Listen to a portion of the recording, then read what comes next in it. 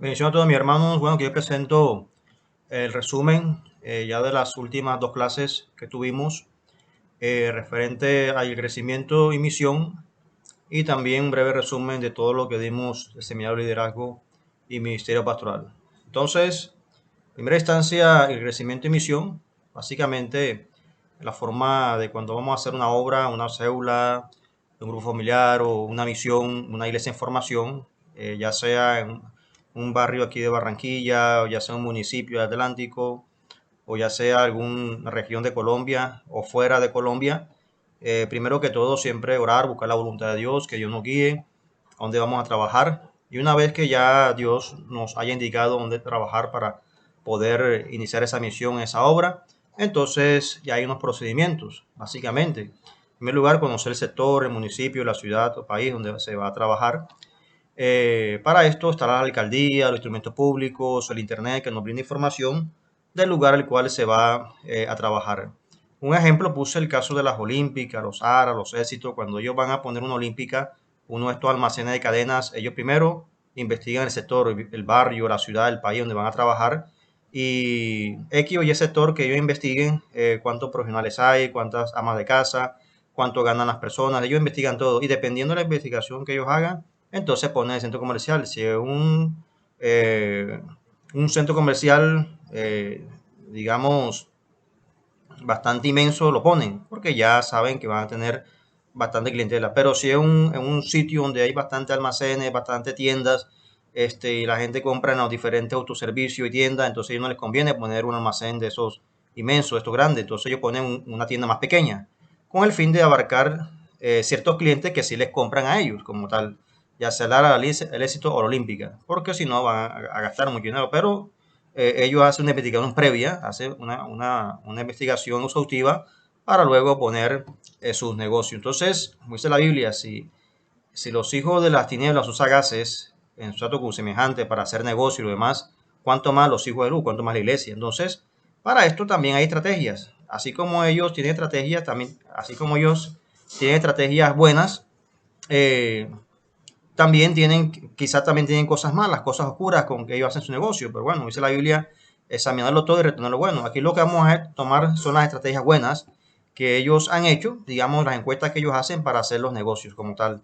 En este caso, nosotros para hacer una obra, una iglesia en formación, una misión, hay que tener ciertas estrategias. Primero, obviamente, la voluntad de Dios, como dije al principio, pero en segundo lugar, hay una estrategia que nos van a ayudar para realizar esta obra como tal. Entonces, en primer lugar, hacer una encuesta como yo les dije en la clase pasada, la encuesta consiste en 4 preguntas fundamentales en el sector donde se va a trabajar. En primer lugar, ¿por qué creen que muchas personas no van a una iglesia? Uno le pregunta de casa en casa, no a todo el barrio, pero uno hace como básicamente un estimativo de si en el barrio hay unas 200 casas, un ejemplo, o unas 500 casas, 300 casas, uno hace, digamos, el 10%, digámoslo así, 30 casas o 10 casas o 20 casas, dependiendo cómo es el sector básicamente de donde se va a trabajar como tal.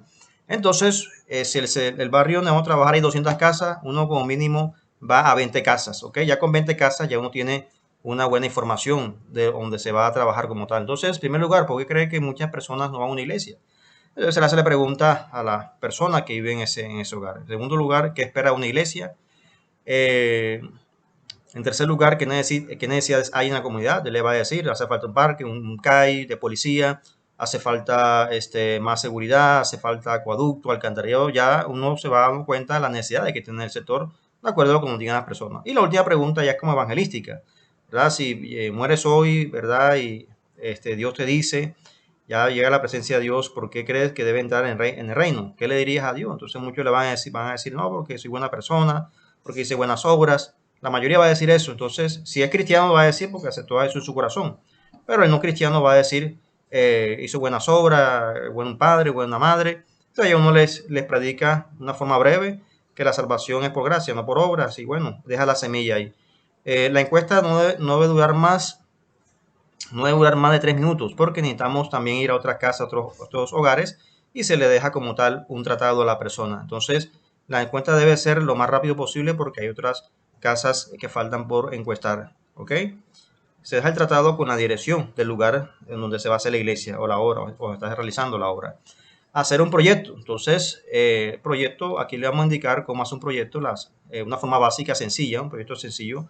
En primer lugar, para hacer un proyecto se necesita una justificación, o sea, porque esa justificación en el sentido, estamos, digamos, validando, estamos dando garantía o argumentando por qué voy a hacer ese proyecto. Estoy justificando por qué voy a hacer ese proyecto. Entonces, primero una justificación en una hoja de blog, no puede ser más de 2 hojas en una hoja de blog como tal, y un párrafo que contenga máximo unas 10 líneas más que todo. Entonces, esa es la justificación en una. En otra hoja, objetivos generales, o sea, una forma amplia lo que voy a hacer en el sector, y objetivos específicos. Entonces, el objetivo general siempre va con un verbo, o sea, realizar campaña evangelística, algo general, predicar la palabra de Dios, anunciando el evangelio, anunciar el evangelio con verbos, una forma general. Y los específicos van en otra hoja, ya digamos, como dice la palabra, especificando lo que voy a hacer. Entonces va en un gerundio. Si yo dije predicar, entonces el objetivo es predicando. Si yo dije realizar campaña, en específico realizando, ya van gerundios. Mientras los generales van en verbos, los objetivos específicos van en gerundio. Y si realicé 5 objetivos generales, también tienen que ser 5 objetivos específicos para realizar el proyecto. La metodología que voy a implementar, si voy a hacer campaña evangelística, evangelismo puerta a puerta, conferencias, obras de teatro, esa es la metodología que usted va a aplicar. Entonces también se lo escribe en una hoja. Los recursos, ya sea un video beam, un piano, baffles, ¿qué más podría ser? Diapositivas, son los recursos que usted va a utilizar para un portátil o laptop para trabajar en ese sector, son recursos materiales. ¿Okay? Cronograma de actividades, entonces ya va a ser como una planeación de todo el año o de 6 meses con sus fechas alternativas en las cuales usted va a trabajar en una forma organizada. Hacer un cronograma de actividades donde usted va indicando qué voy a hacer para esta fecha, qué vamos a hacer para esta actividad y así sucesivamente. Un comité evaluativo, entonces deben reunirse como tal el grupo de personas que van a trabajar en el sector y evaluar una vez al mes, al menos una vez al mes, o dos cada 2 veces para ver cómo va el trabajo. Eso es importante. Un presupuesto, entonces cuánto se van a gastar mensualmente en transporte, en refrigerio, en tratados, en comprar sillas, en fin, entonces, o arriendo. Entonces hace un presupuesto también mensual. Y básicamente eso es todo en cuanto al crecimiento, una forma sencilla y se lo explico de cómo trabajar, de cómo hacer crecer una obra de formación, también una iglesia y también cómo establecer una misión. Bien, y por último, la última clase que dimos ya fue un breve análisis del liderazgo, del seminario de liderazgo, un breve análisis de todo lo que dimos en los 3 meses de estudio, ¿ok? De mes de agosto, septiembre, hasta el mes de octubre y algunos días del mes de noviembre. Entonces, habíamos hablado que el liderazgo, o sea, el liderazgo es establecer una dirección a influir en otros para que la sigan, El liderazgo es el arte de movilizar a otros para que deseen luchar por aspiraciones compartidas. ¿Qué es el liderazgo? Liderar es servir. Ese servicio no debe ser una obligación, sino un privilegio. La mejor manera de ejercer los dones y talentos que el Señor nos otorgó es ponerlos a la acción. Juan 13, 1 al 15. Entonces el liderazgo básicamente consiste en eso. Servir con amor, no a regañadientes, no empujado, sino con amor, con gozo para la obra de Dios. Jesucristo, un gran ejemplo de liderazgo, él decidió lavar los pies a sus discípulos, un ejemplo de servicio en esa área. Habíamos la escalera también de la madurez espiritual en liderazgo, entonces hay que tener fe, virtud, conocimiento, dominio propio, paciencia, piedad, afecto fraternal y amor. Esta escalera la encontramos en 2 de Pedro 1, 3 al 11, ahí puede encontrar este pasaje bíblico, puede encontrar todos esos puntos importantes en lo referente a la escalera de madurez espiritual. Estructura organizacional, entonces, cómo debe estar organizada la iglesia, cómo respetar los rangos que hay en la iglesia. Entonces, como toda empresa, hay una dirección gerente, ¿verdad? Control de calidad, después viene el recurso financiero, producción, marketing, después viene una contabilidad, formación, jefatura de servicio, comunicación, y después viene ya limpieza, controles, jardinería. Entonces, esto es una forma de trabajar organizadamente, ¿verdad? Y cada quien cumple su función, cada quien respeta su rango y de esa manera de esa forma se respeta como tal cada puesto de trabajo que está aquí en esta organización. Entonces, de igual forma pasa también en la iglesia. Entonces, el ministerio pastoral, esa forma, aquí estará el presbítero o el grupo de ancianos o la junta directiva, que son la mano derecha del pastor. Después vienen los líderes, liderazgo, que están allí también trabajando en la obra de Dios, y ya la iglesia en general. Aquí la iglesia en general. Entonces hay que respetar estos rangos para que de esa manera el ministerio pastoral pueda aliviar en esa área. Un caso, una empresa, el gerente no va a estar trapeando una jardinería, ¿no? Para eso hay un personal que hace este trabajo. O el gerente no va a estar ahí en la cuestión de publicidad, marketing, cómo hacer, no. Para eso hay un personal que está haciendo esto como tal. Y cada quien se rinde cuenta de su trabajo para que de esa forma la empresa marche como debe ser. Ya los asuntos complejos lo trata el gerente. Pero antes que las grandes empresas hicieran esto, la industria hiciera esto, ya la Biblia lo dice, lo dijo hace 4000 años atrás. Vemos el caso, ¿verdad?, de Moisés.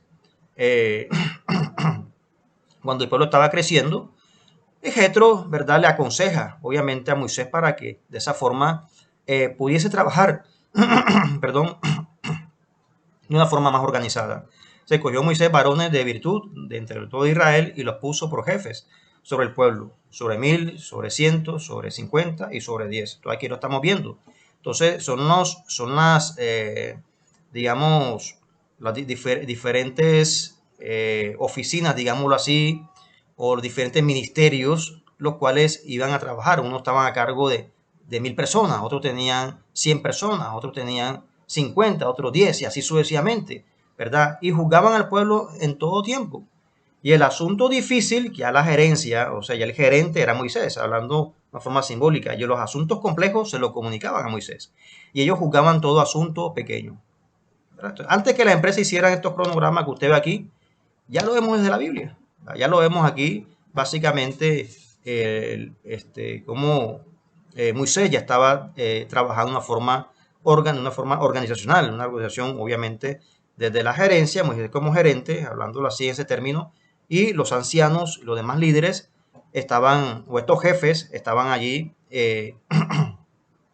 ya en la parte, digamos, que Moisés les había delegado como tal el trabajo que iban a hacer.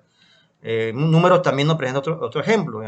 Entonces Jehová dijo a Moisés, el mismo Dios le está diciendo, le está mandando a Moisés, reúneme 70 varones de los ancianos de Israel, que tú sabes que son ancianos del pueblo y sus principales, y tráelos a la puerta del tabernáculo de reunión y esperen allí contigo.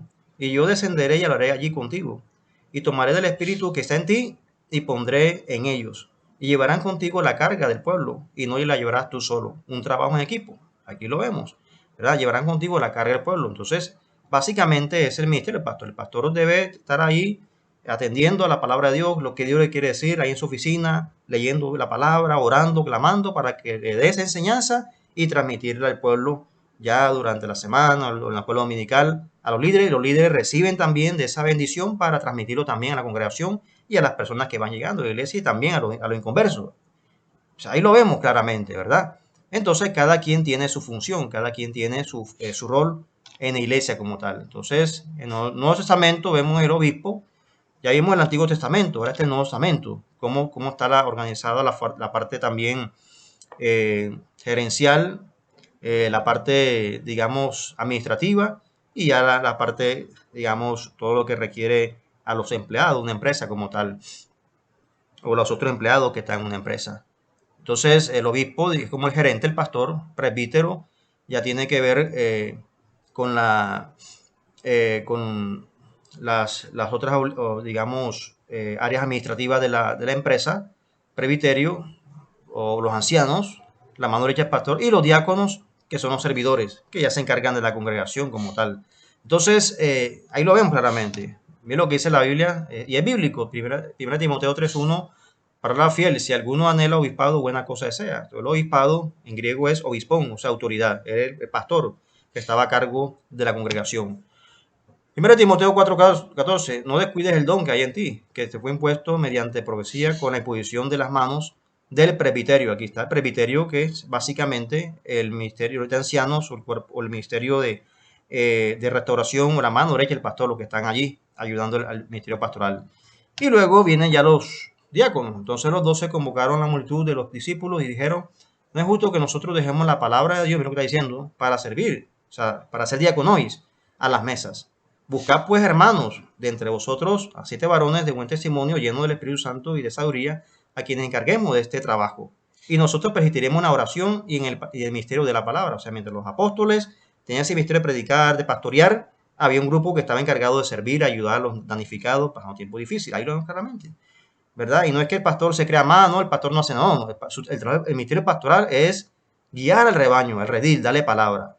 Pero hay un ministerio encargado de ayudar ya a los huérfanos, los que están pasando dificultades, que si una persona se le destruyó la casa en un derrumbe, no de una montaña y si la casa por la lluvia se destruyó, entonces el pastor tiene que ya bloques allá. No, no es tanto eso, mi hermano. El objetivo es que hay un ministerio encargado de llevar esos bloques allá, esos ladrillos, y ayudar a esas personas. Ya el pastor delega quién va a ir. Si el pastor ya tiene un tiempo, una oportunidad, bueno, puede que vaya, pero básicamente no es el ministerio de él, ¿ok? Ya hay un ministerio encargado de esas áreas para ayudar a ese damnificado, esa persona que está pasando un tiempo difícil, esa persona que pronto se divorció, no sabemos, un problema, un tiempo duro. Entonces hay un ministerio encargado de eso. Ya los asuntos complejos, sí lo atiende el pastor, ¿verdad? Que la mujer, el esposo la golpeó, está botando sangre y ya está mal y mejor dicho, entonces bueno, ya un asunto complejo, ya interviene el pastor, pero cosas pequeñas, está deprimido, que está pasando esto, está triste, eso lo puede atender un líder para que el ministerio pastoral se aliviane más. Es básicamente el objetivo, aquí lo vemos, ¿verdad? Aquí lo estamos viendo. Y en ningún momento estamos viendo aquí la iglesia diciendo, ah, ustedes están predicando y nosotros acá sirviendo, de ninguna manera. Cada quien tenía su rol y es bíblico, aquí lo vemos, obviamente plasmado en la palabra de Dios. Eso es trabajar de una forma organizacional y cada quien, obviamente, y aquí se respetan básicamente los roles que están plasmados en la palabra de Dios. Entonces lo vemos obviamente aquí claramente establecido a través de las Sagradas Escrituras. Bien, mi hermano, entonces esto fue todo lo que dimos en Ministerio de Liderazgo y espero que este seminario haya sido de bendición y de esa manera para el 27 de noviembre estaremos predicando en el sector de Ciudad Caribe y de esa manera, o el último sábado de noviembre, no recuerdo bien la fecha ahora mismo qué fecha cae, si es 27, pero bien, es el último sábado del mes de noviembre de este año 2021 para predicar en el sector de Ciudad Caribe y hacer la encuesta y de esa forma fortalecer esta misión. Que mi Dios santo les bendiga.